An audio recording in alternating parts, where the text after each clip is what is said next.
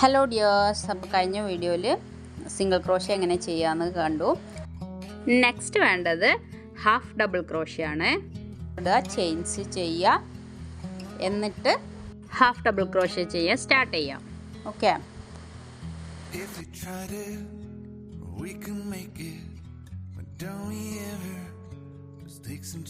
അപ്പോൾ half double crochet ചെയ്യാൻ നമുക്ക് സ്റ്റാർട്ട് ചെയ്യാം.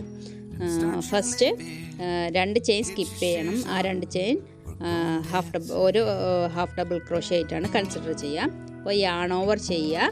3ാമത്തെ ചെയിനിൽ ഹൂക്ക് ചെയ്ത് ഒരു യാൺ നമ്മൾ വലിച്ചെടുക്കുക. അപ്പോൾ ഒരു ലൂപ്പ് വലിച്ചെടുക്കുമ്പോൾ 3 ലൂപ്പ് നമ്മുടെ ഹൂക്കിൻ്റെ മുകളിൽ ഉണ്ടാവും.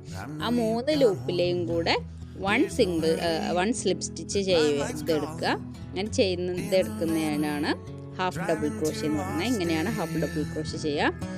അപ്പോൾ എഗെയിൻ യാൺ ഓവർ ചെയ്യുക, ചെയിനിലൂടെ ഹൂക്ക് ചെയ്ത് 1 ലൂപ്പും കൂടെ വലിച്ചെടുക്കുക. അപ്പോൾ 3 ലൂപ്സ് ഉണ്ടാവും. ആ 3 ലൂപ്സിൻ്റെയും കൂടെ അകത്തു കൂടെ എന്ത് ചെയ്യുക, ഒരു സ്ലിപ്പ് സ്റ്റിച്ച് ചെയ്ത് ക്ലോസ് ചെയ്യുക.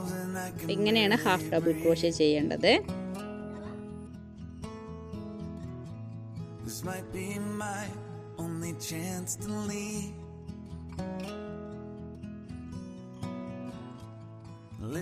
ഇതുപോലെ ചെയ്ത് നോക്കുക.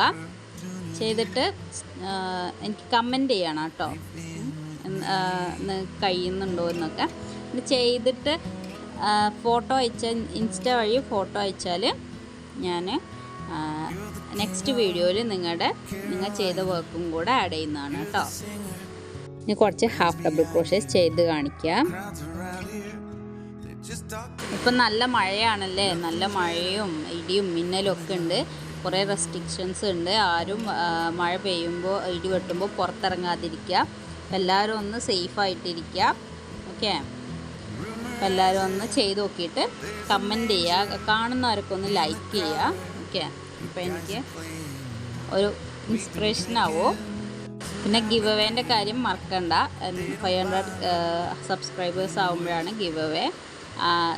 നിങ്ങൾ സബ്സ്ക്രൈബ് ചെയ്യുമ്പോൾ കൂടെ തന്നെ കമൻറ്റ് ചെയ്യുക, ഞാൻ സബ്സ്ക്രൈബ് ചെയ്തിട്ടുണ്ട് എന്ന് കമൻറ്റ് ചെയ്യുക കേട്ടോ. അല്ലെങ്കിൽ ന്യൂ സബ്സ്ക്രൈബറാണെന്ന് കമൻറ്റ് ചെയ്യുക, മറക്കരുത്. ഓക്കെ, അപ്പോൾ നോർമൽ യാണിൽ ചെയ്തിട്ടുള്ള ഹാഫ് ഡബിൾ ക്രോഷ്യം കൂടെ കാണിക്കുക കേട്ടോ. അപ്പോൾ എല്ലാവരും ചെയ്ത് നോക്കുക. അപ്പോൾ താങ്ക് യു, ബൈ.